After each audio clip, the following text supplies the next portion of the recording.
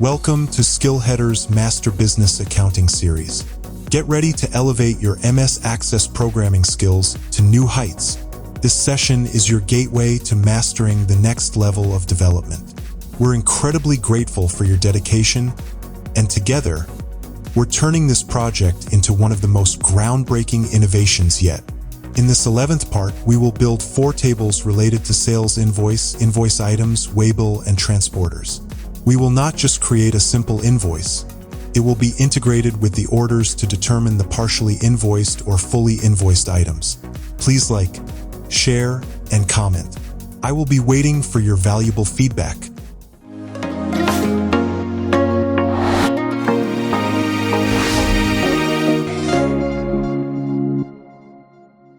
Let's create some orders first.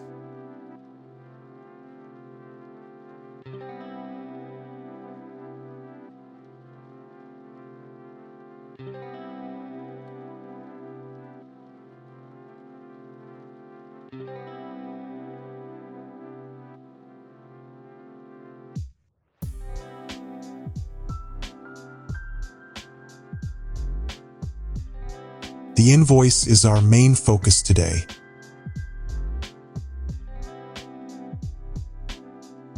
For this purpose, start creating the first table related to invoice, which contains the fields of Invoice ID, Customer Associated ID,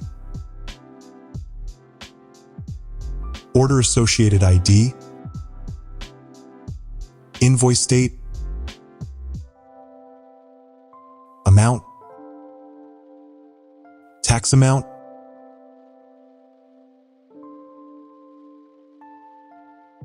and Grand Total.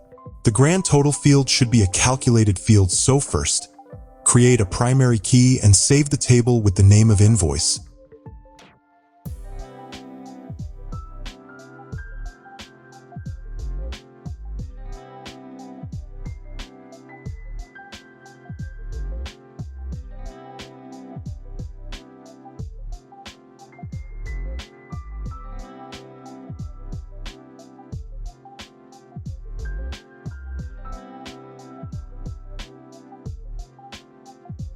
The other fields are related to the special note, as we have done before with order, invoice creation, and update date.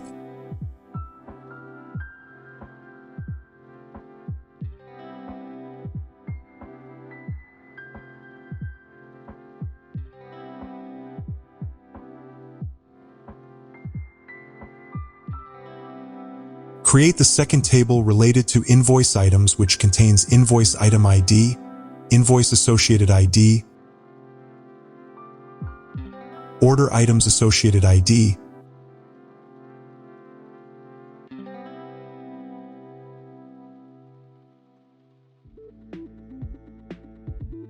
Order Items Balance after partial invoice from the order items, Item Associated ID, Invoice Item Quantity, Invoice Item Unit Price, Invoice Item Discount.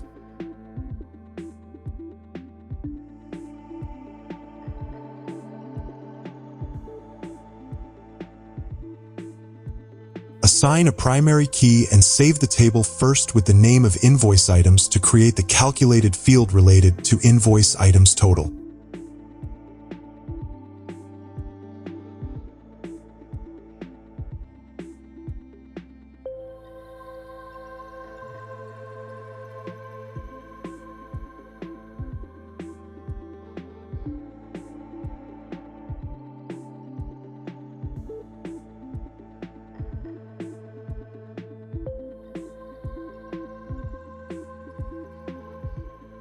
You can change the currency format if required, and the standard option is the best because of the 1,000 separates. In general, the decimal places will be selected as 1.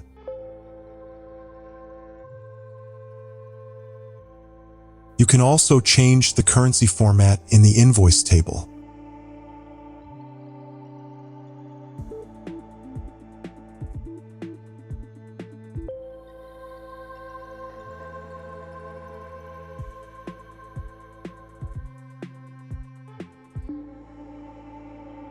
2 tables have been created.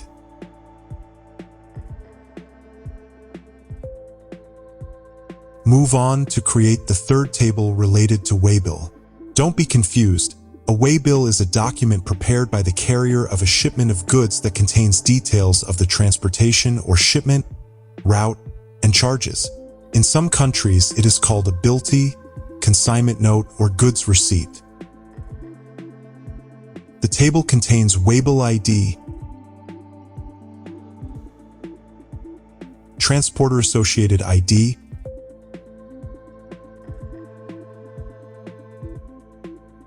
invoice associated ID,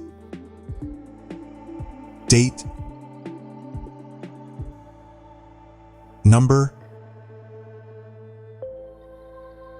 image address, and print yes or no.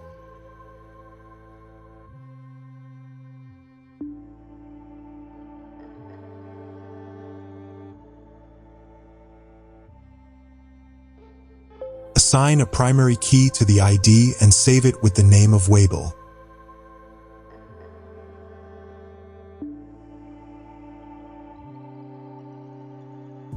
Move on to create our 4th table related to the transporter with the fields transporter ID, date,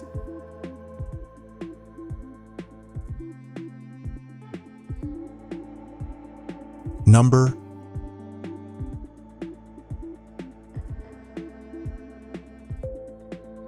registration number, and contact.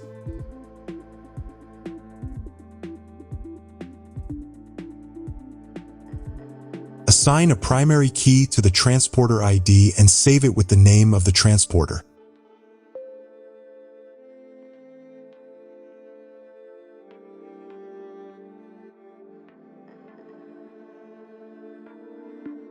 These are all 4 tables that we have created today.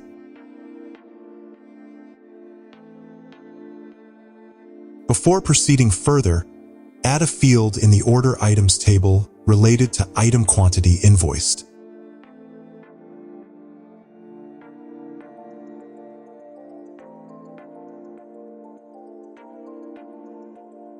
Move on to make relationships between all the tables that we have created.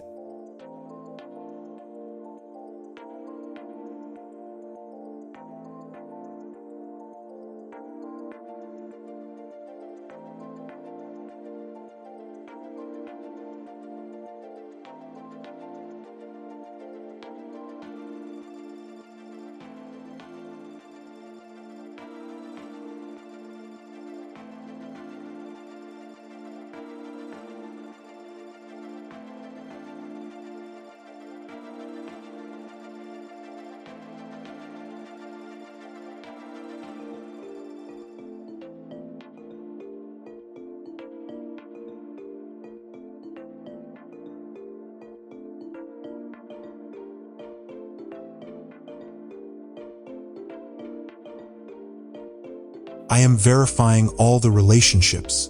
Great, seems fine.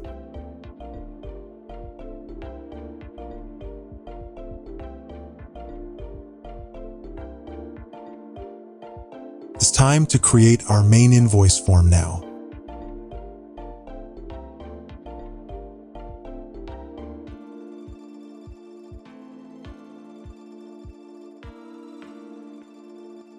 Select the record source of the form with the Invoice Table.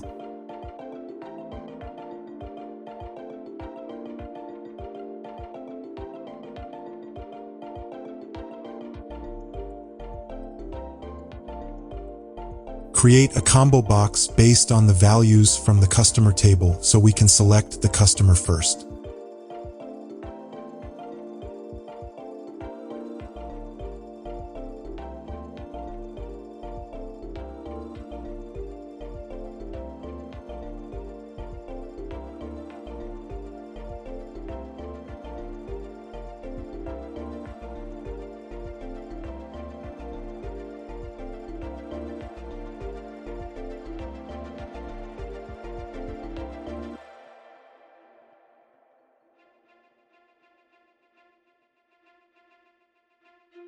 Rename the combo box and select a control source with the customer ID.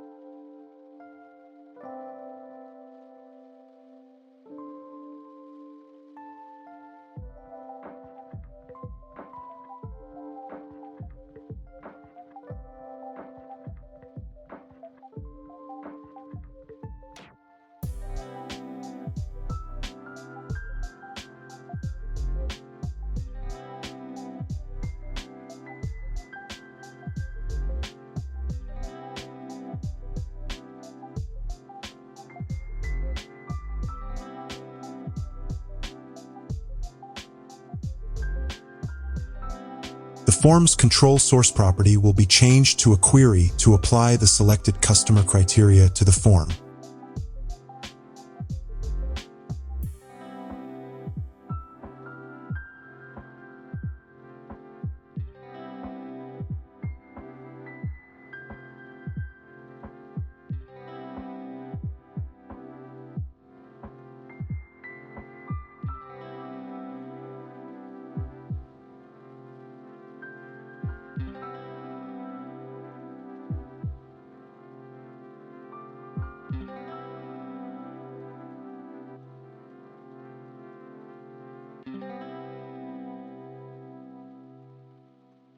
Now, create a list box based on the orders table so we can select an order.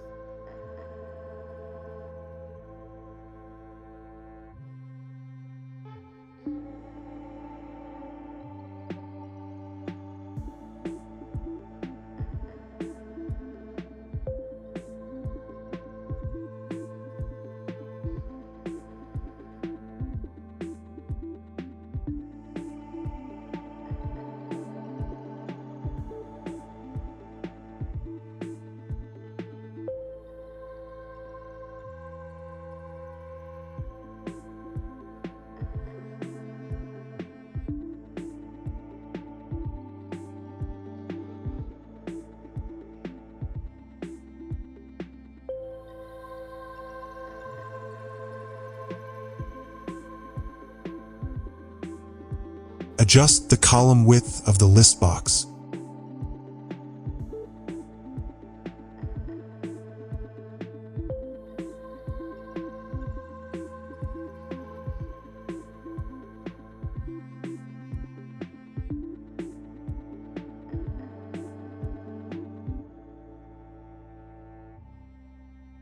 Starting the first coding of the video from the after update event of the customer ID combo box. Before proceeding, rename the order list box properly.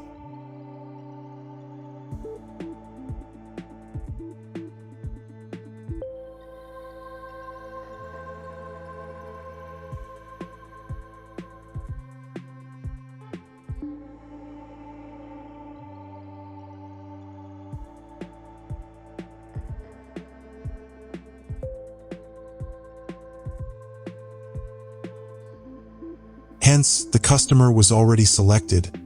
I am removing the record from the invoice table to test it again.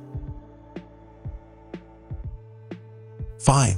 The customer is selected and the orders are appearing for the relevant customer.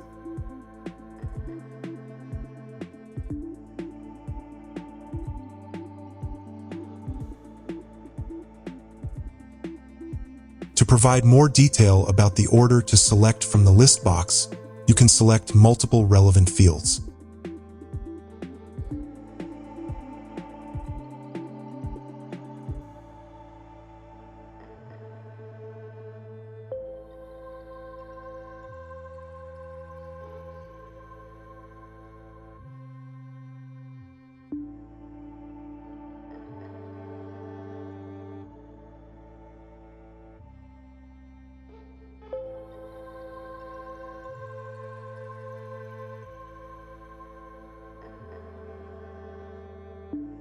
Next is to create a subform related to the order items, so we can select the items for the invoice.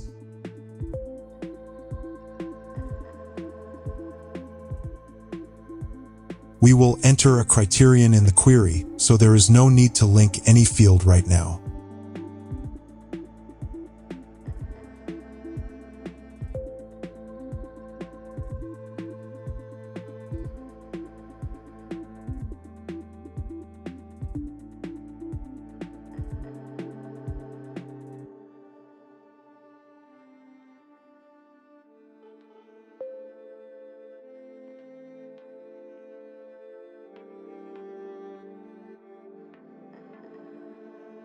To add an item name, use the Items Table in the subform query.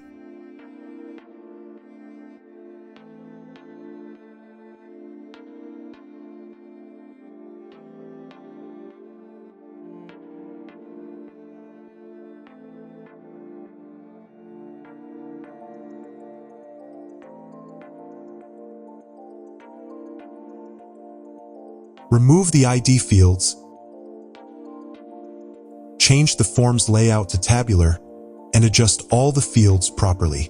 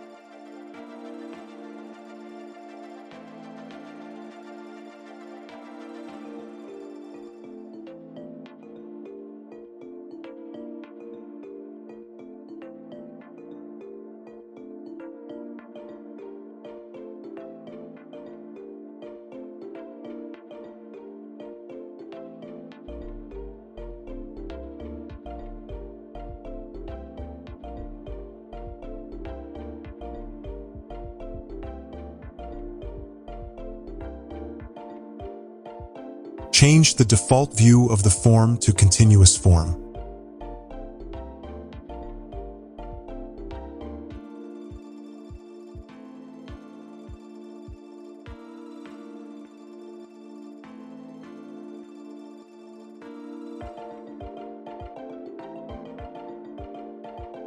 To switch between the orders and filter the order items form, the subform's criteria should be defined as the order list box.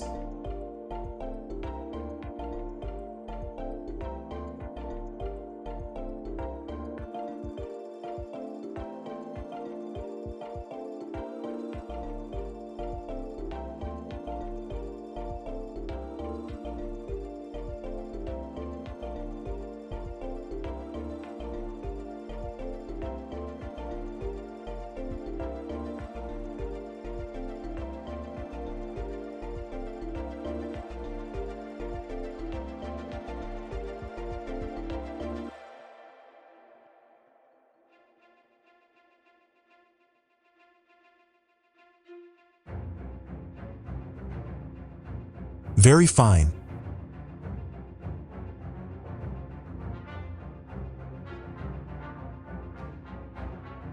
Make the allow addition as no because new records will not be added in this form.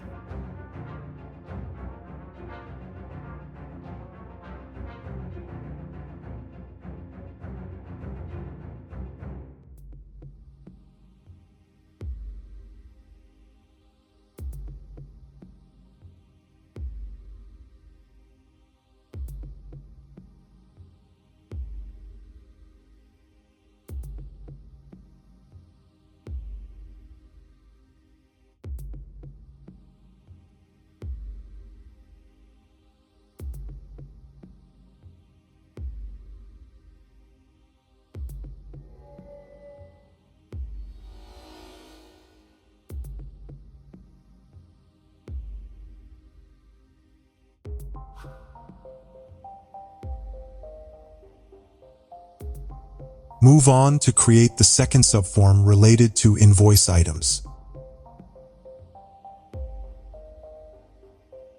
We are fine with the invoice ID field relationship.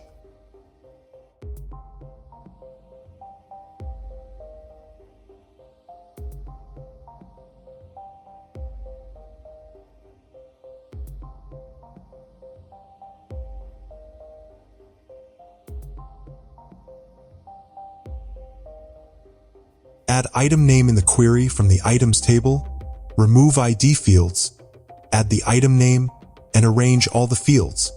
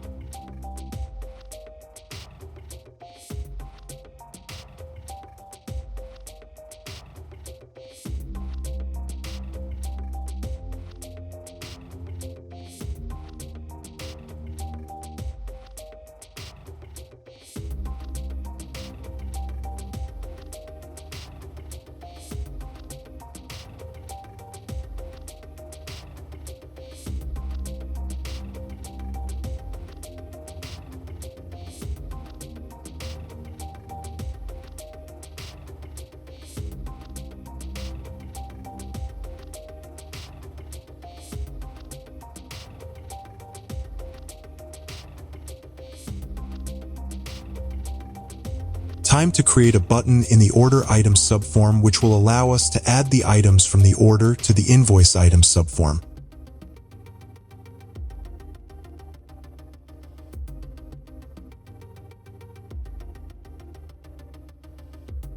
I am adding an icon from the icon library and rename it.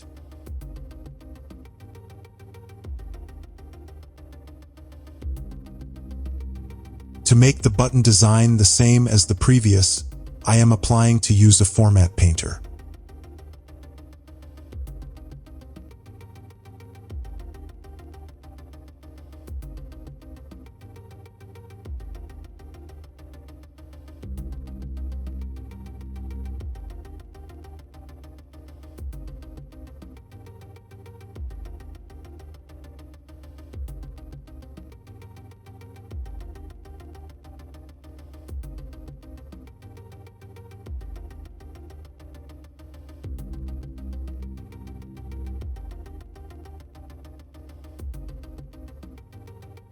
There is an order status field is missing.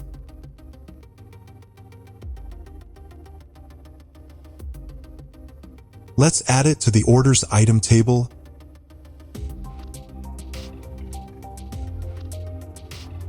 and set the default value as not invoiced.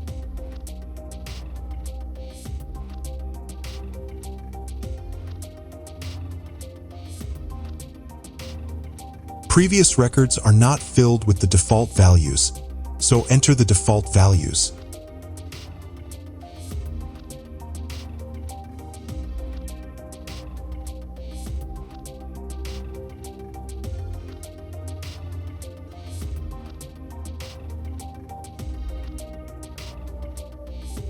We have to add the new status field to the record source query.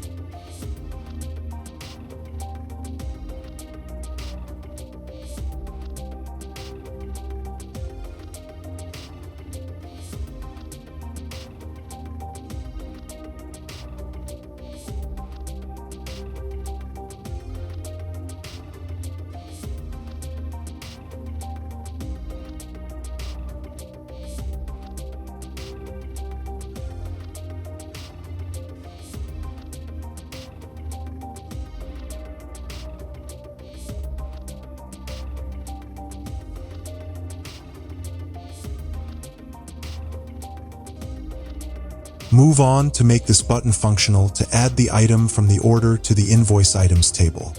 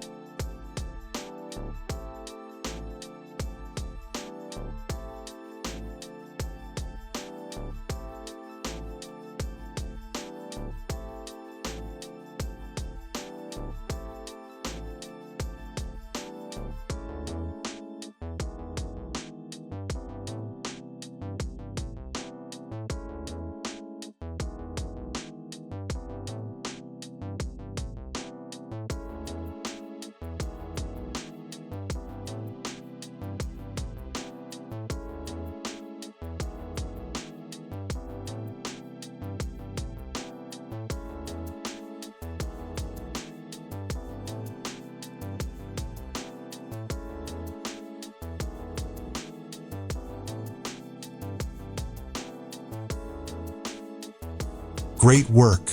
As you can see, the data has been added, the status of the item in the order form has been changed to fully invoiced, and the quantity invoiced column has also been updated with the item's quantity.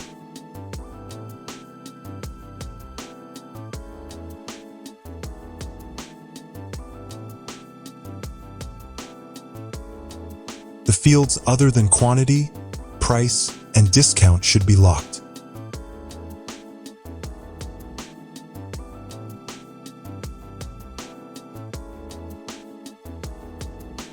Move on to create a delete button in the Invoice Items Sub form.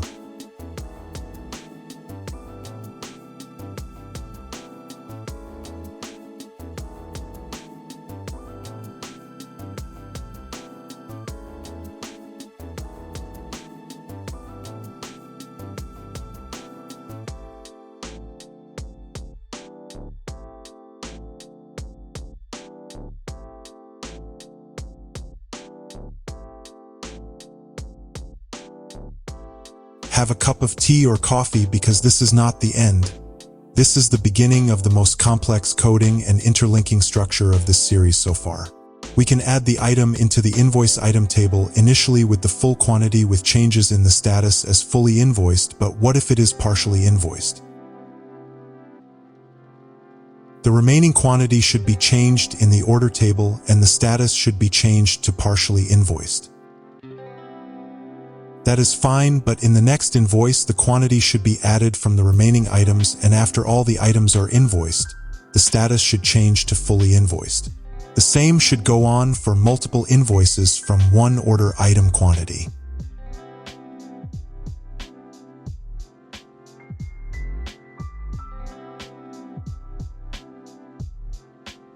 Let's rock. Start from the after update event of the invoice items quantity field.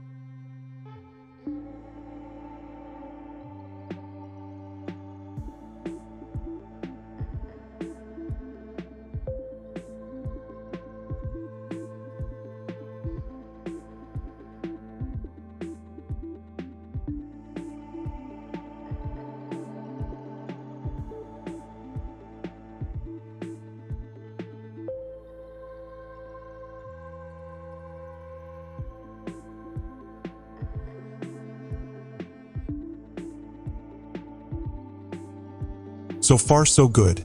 As you can see in the Order Items Sub form, the fully invoiced quantity updated and the status has also been changed.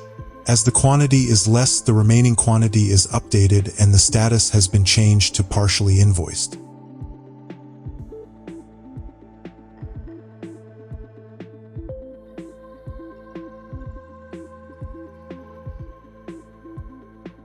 A quantity more than the order should not be allowed.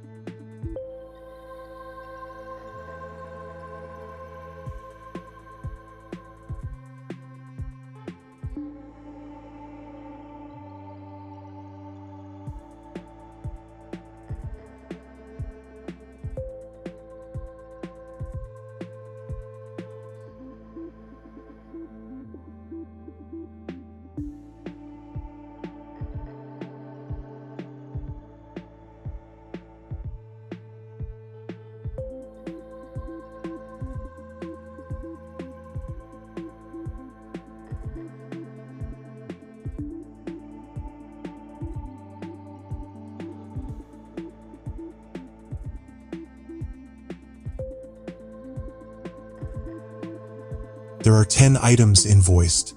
Let's create another invoice to test the remaining quantities' behavior. That's awesome. Now we are able to generate multiple invoices for one order item partially.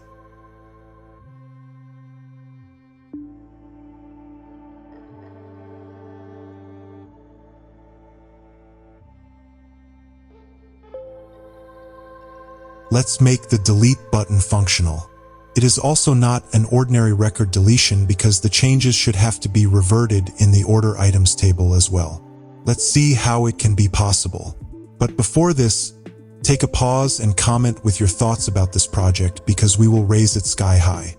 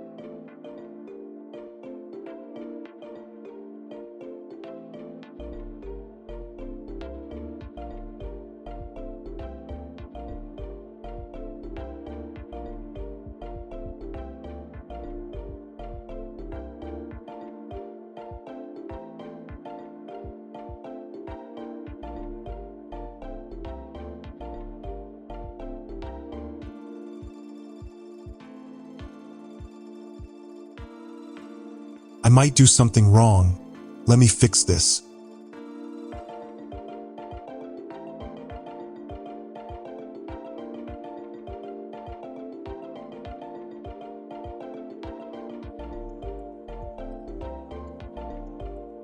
Okay, it has been fixed.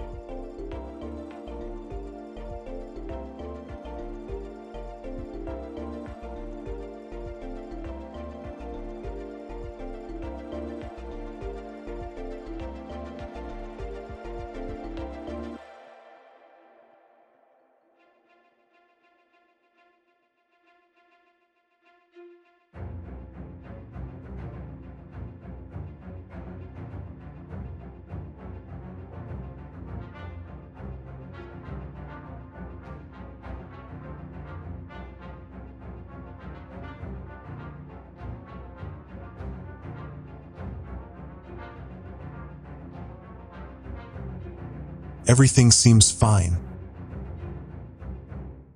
Let's try the delete buttons function now.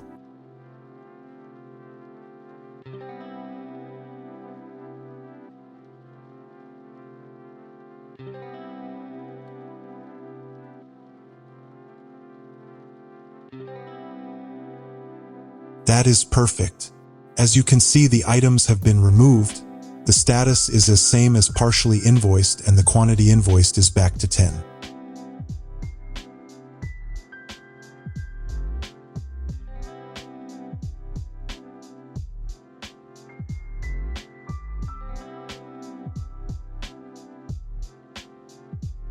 There is another challenge. If all the ordered items are invoiced, then the order main table should be updated as invoiced from pending. I think you noticed that in the order list in the headers area of this form. So, we are now going to create 4 text boxes on the footer section of the Order Items Sub form.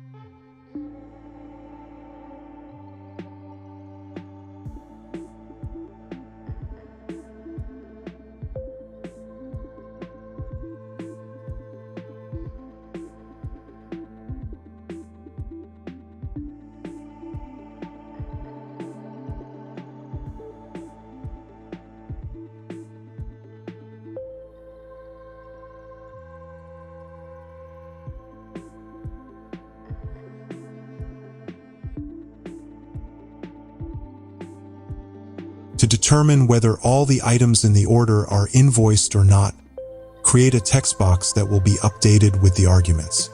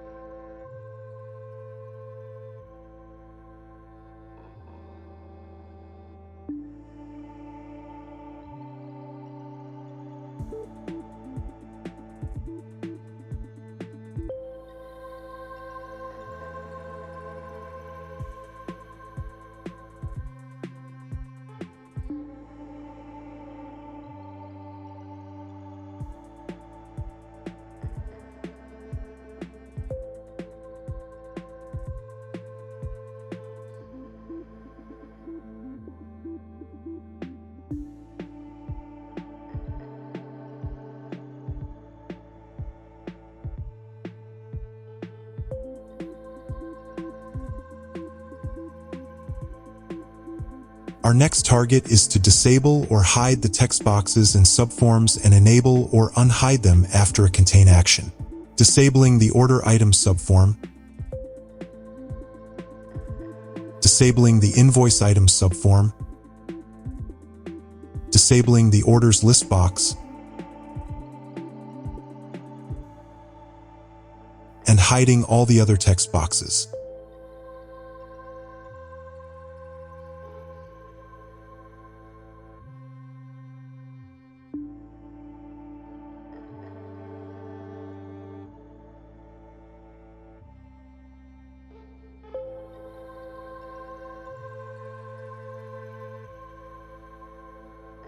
The order list box should be enabled after selecting the customer.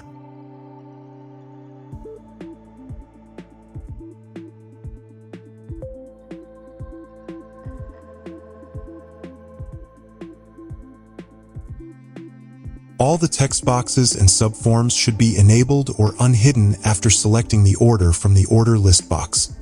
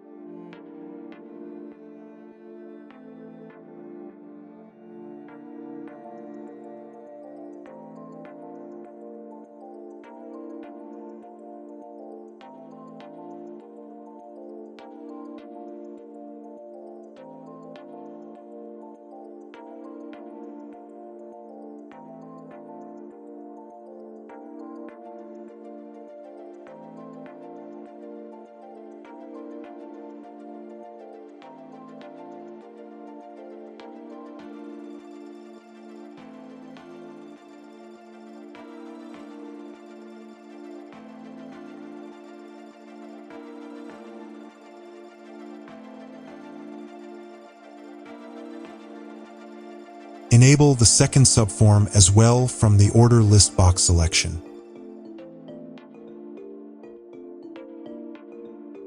Fine, everything is working as expected.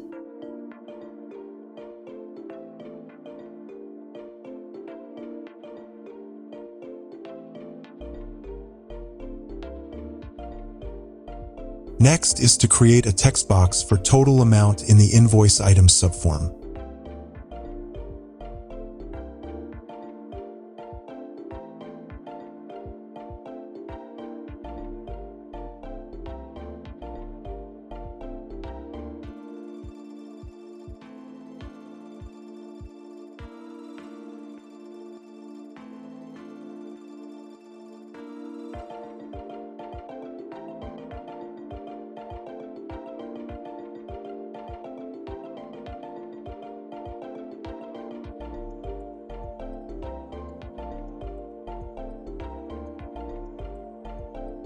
If you notice, the total is not updated until moved to another row or record.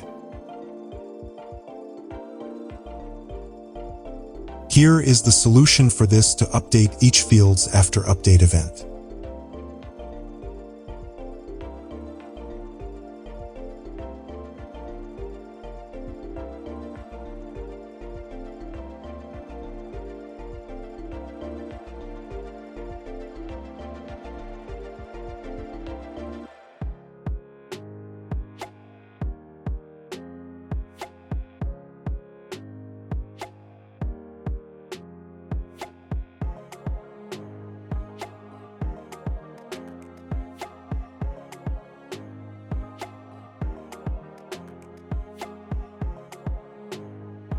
That is superb. It is also working fine now.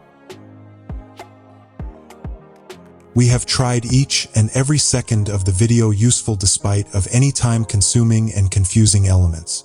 We will continue from here in the next video. Your valuable comment and likes are motivation for us. Aha, if you did not notice this mistake of the heading invoice so far, you are also like me, not considering least important things and moving toward the goal.